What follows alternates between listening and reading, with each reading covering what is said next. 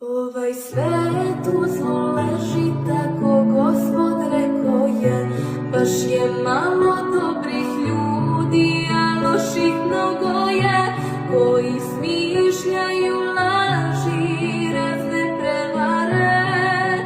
i za Božju pravdu ni malo ne mare. Izbavi me od klevete ljudi pakosnih,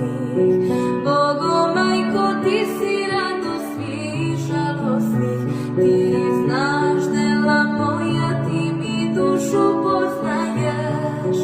usrdno te molim da mi pomogneš, usrdno te molim da mi pomogneš. Mnogi loše govore o mojim delima,